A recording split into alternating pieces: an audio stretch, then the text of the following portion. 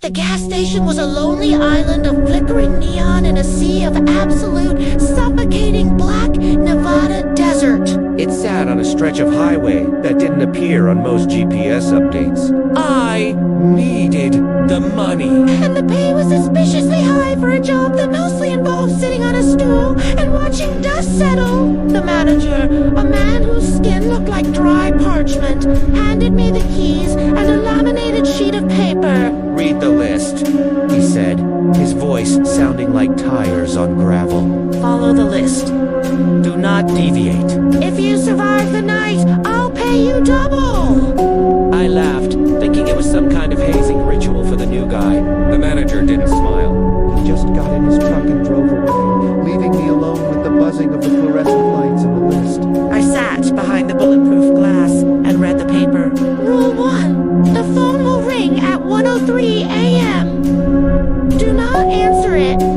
It is not a human on the line. Rule 2. If a black sedan pulls up to pump 4, do not look at the driver. Turn off the pump power remotely and wait until they leave. Rule 3. Do not open the back door for the police officer. We are outside police jurisdiction. Rule 4. If the lights flicker, close your eyes and count to 10. If you open them before 10, it will be standing in front of you. I tossed the list aside. Creepy old weirdo, I muttered, pulling out my phone to scroll. The night was quiet. Too quiet. The wind howled around the pumps like a dying animal. At exactly 1:03 a.m., the station's landline phone rang. It was a shrill, piercing, mechanical scream that made me jump. I reached for it instinctively, but my hand stopped inches from the receiver. Rule 1. I pulled my hand back. The phone rang for exactly 1 minute, then stopped. A cold sweat prickled on my neck.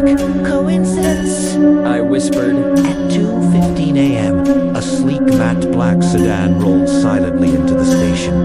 It didn't have its headlights on. It stopped right at pump 4. I stood up to check the driver, but then I remembered the list. Rule 2. I froze. Through my peripheral vision, I could see the driver's door open. A figure stepped out. It was tall, impossibly tall, its limbs elongated like stretched taffy. I forced myself to look down at the counter. I reached for the console and cut the power to pump 4. I heard a heavy thud against the glass like a wet slab of meat hitting the window. I didn't look up. I stared at the wood grain of the desk until I heard the car door slam and the engine purr away. When I finally looked up, there was a greasy, gray handprint on the glass right at my eye level. It had 6 fingers. By 3 a.m., I wasn't laughing anymore. I was clutching the tire iron I found under the desk. Then, blue and red lights flashed outside. A police cruiser pulled up to the side of the building. A frantic officer banged on the back door. Open up! Police! There's a killer in the area! I need to check the premises. The officer sounded terrified. I stood up, relief washing over me. Premier needed help. I needed to get out of here. I walked to the back door, reaching for the lock. The officer's face was pressed against the small window, his eyes wide with panic. Hurry!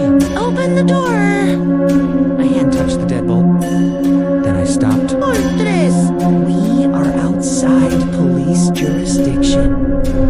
I looked closer at the officer. The uniform was perfect. The badge shone. The officer wasn't blinking. His eyelids hadn't moved once. And his smile.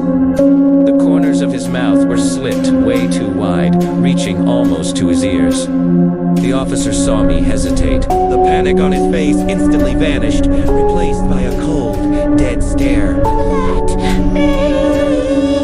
In, the thing hissed, its voice changing from human to a guttural growl. I backed away as it slammed its head against the door, screaming, not in anger, but in a mimicking laughter. I retreated to the front counter, trembling. I checked the time. 4 a.m.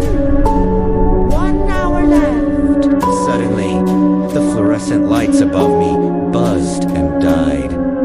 Total darkness. Cuatro. I squeezed my eyes shut. 1, 2, 3. I heard footsteps inside the store. Wet, slapping footsteps on the tile. 4, 5. I felt a cold breath on my face. It smelled of copper and old earth. 6, 7. The urge to open my eyes was overwhelming. My brain screamed at me to look. 8. A finger, ice cold and thin as a needle, touched my eyelid.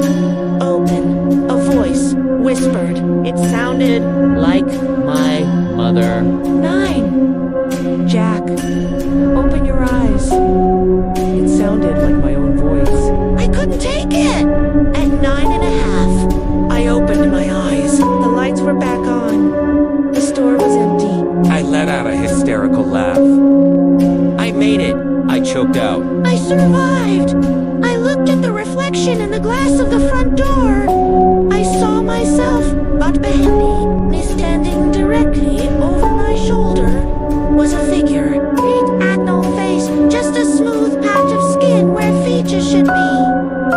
It was holding the laminated list of rules. It leaned close to my ear. You missed Rule 5, It whispered. I looked down at the paper on the desk. There was new text.